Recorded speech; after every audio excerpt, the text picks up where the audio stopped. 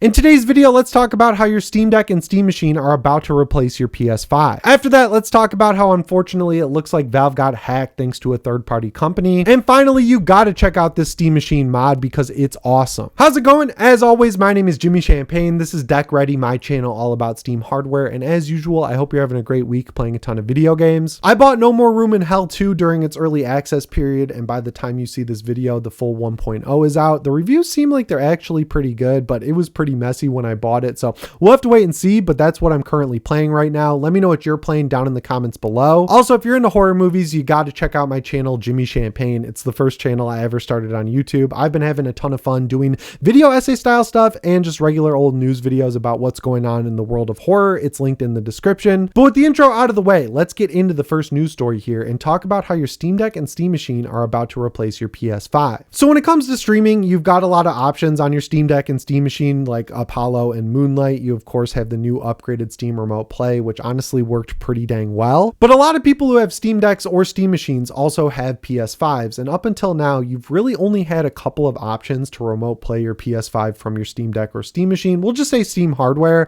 The app that most people use is Chiaki for Deck, and honestly, it works pretty well. But this new app, Asobi, is making waves because it's trying its best to bring the best features from the PlayStation Portal over to the Steam Deck and the Steam Machine without you, of course, having to spend $200 for the privilege to do so. And when I say this app wants to save you $200 on the Portal, I really mean it. It's kind of interesting how they're doing it. There is a premium version that will be paid that's coming to Steam, and it comes along with all of the Portal's features. So like you get the haptic feedback, you get 4K 60 streaming, you get manual bitrate control to make sure it's coming through nice and clear. And right now that's all free to use until they lock in the price and release date for the premium version on Steam. But there will also still be a free version that gives you 1080p 30 FPS streaming. I'm not sure if it includes the haptic feedback, the adaptive trigger support. Of course, it doesn't include 4K 60, but the free version seems to work pretty well. And it's kind of cool that they're letting people test out the premium features before it actually launches, because that's a good way to justify,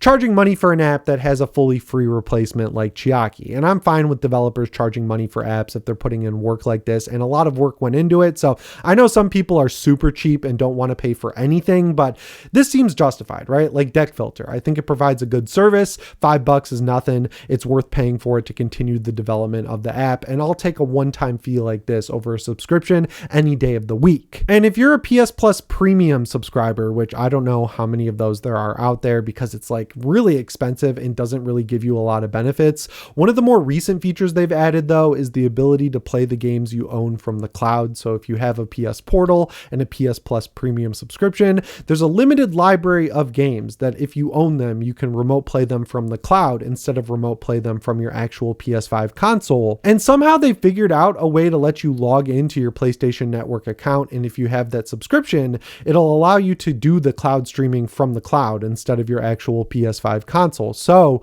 if you have a Steam Deck already and you've been looking at getting a PS Portal, I would just use the Steam Deck, especially if you have an OLED, because it's just going to give you the exact same experience, but you can buy an app once or try it out while it's free right now, instead of dropping $200 on a handheld that's going to be useless when Sony moves on from it to make their PS6 handheld or puts out the PS6, or after that generation, they say this thing is no longer getting support and then magically they'll all get bricked. Like it just becomes e-waste eventually. But at least with the Steam Deck, if this functionality goes away, you can still play all your Steam games on it. So I think this app sounds really cool. I don't really need it personally because I'm not big on remote play. I'd rather just play natively on the Steam Deck or play a game like Spider-Man 2 on my PlayStation 5. But this has real utility because Sony's done releasing games on Steam and PC in general. So like if you want to play exclusives like Wolverine on your handheld, you could stream them directly from your PS5 with this app and not lose, the haptic feedback, the adaptive triggers, and a lot of the stuff that actually makes the PS5 worth owning over something like a gaming PC, outside of course, exclusive games. So this is a cool app. It's really easy to find. Just search Asobi app Steam Deck and you should be good to go. I hope it only costs like $5, right? Like if they start trying to charge like 15 or 20 for this, your mileage is definitely going to vary because a lot of the new features it has rely entirely on a PS Plus premium subscription, which again is the highest tier. But yeah, I like to see apps like this. And like I mentioned, it works on the Steam Deck, the Steam Machine, and will presumably work on the Steam Frame if Valve ever releases it, which I don't know what's going on with that. Because I said that, they're going to announce it this week. Mark it. But moving on to the second news story here, let's talk about this latest Valve hack. There is a reason to be concerned, but like, I don't think you need to be as concerned as news stories are making it out. So what happened is in Europe, Valve uses a third-party company to ship the Steam machine and the Steam controller, and it turns out that company got hacked, and all they were able to get was names and addresses and email addresses for people, which is still bad. But because they use a third-party company and they got hacked and not Valve, all the payment information you have saved on Steam is good. So if you're in Europe, you should enable two-factor authentication. You're going to start seeing some spam emails for sure. And thankfully, Valve let everyone know who was affected over email pretty quickly. So it's not like if you were hacked, you're not going to find out about it from Valve in some way. So like, they handled this as well as possible, and people are coming down on Valve for this, but like, it's not really their fault. They couldn't have known that the third-party company they used to ship this hardware over in Europe was going to have a big software vulnerability that'll let them get hacked and have all this information be taken. So yeah, this really sucks, and I hope it doesn't keep happening, but of course it's going to. I mean, this on top of the lawsuits, Valve's taking it from all angles. Of course, the lawsuits, I mean, there's the one in New York where they're saying Counter-Strike is gambling. There's a little issue earlier this year where a group of like bitter old women in Australia were mad about some of the games that were sold on Steam. So they went to Visa and MasterCard and said, why are you allowing people to purchase this stuff through Valve? And Valve got all these issues with the payment processors. So they had to take some games off Steam. They had to be more stringent with the games they allow on the Steam store. Of course, there's the whole RAM-pocalypse that's really affecting them right now. I get that this is happening to everyone, right? Like Sony, Nintendo, Microsoft, they deal with a lot of the same issues as Valve. But like, while they make a ton of money, that makes them competitive with companies like Sony, Nintendo, and Microsoft. Just like headcount speaking and overall scale, they're a lot smaller of a company overall than a lot of these corporations. So, you know, I just think you got to be careful, right? Like, turn on two-factor authentication, make sure you're not using the same password for every email and every account you have, generate like weird, crazy passwords that are multiple different random characters and write them down on paper and just keep it tight in your wallet. Like, it sucks that we have to go through this stuff. I complain about it on PS Ready all the time where people hack the Vita and figure out how to steal every game. So Sony shuts down the Vita store, right? Like, the PSP got moved on from way too quickly because people hacked it. There's so many examples of, you know, hackers causing problems for people who spend money. I mean, Denuvo is the best example of that. The only reason people who buy games have to deal with Denuvo is because people hack games and then steal them very quickly, right? And just pirate them over and over again. And it makes such a dent that the people who get punished are the ones who just buy the game like normal. So it's nothing new.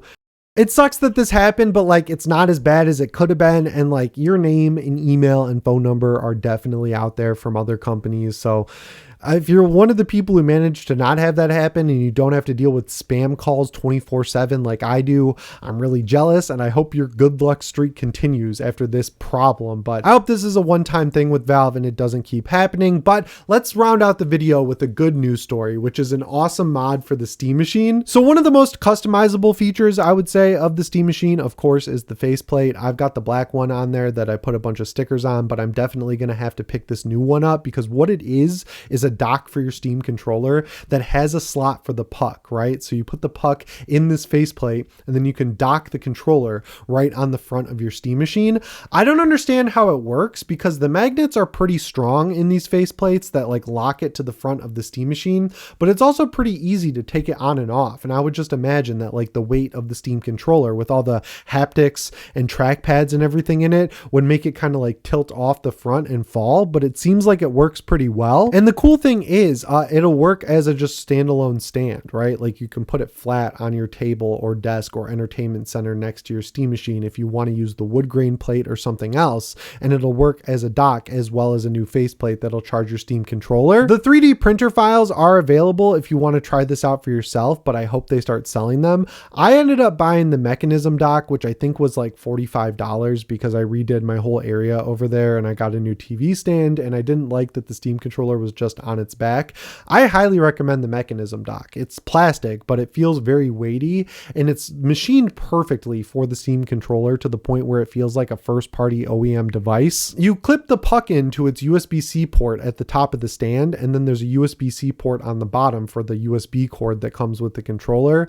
And the cool thing is, if you plug that into the Steam machine, it doesn't override the internal puck from the Steam machine. So you just use the puck that came with your controller to charge the controller, and then if you want it, you can pop it off and take it somewhere else. But I'm just going to leave it in the stand because when I'm done playing, I just dock the controller, it charges the battery up. Not that it really needs it though, because the battery in the controller is absolutely insane. I did manage to run that battery down over the weekend during the Gears beta, which shockingly runs really well on the Steam machine. Like, it's very CPU intensive. They said they're working on that for launch, and I hope they do. But largely speaking, 1440p medium settings with TAA set to quality or native worked absolutely fine. I locked it to 40 FPS because it was dropping into the high 50s, and I just am like really sensitive to that stuff. I also played it on the Series X, and it was dropping in the same sort of scenarios when, you know, you're in Horde Siege mode and there's like 4 billion locusts spawning. You'll see it drop below 60, but medium 1440p stayed at 50 and above, so I locked it to 40 and it never really fluctuated at all.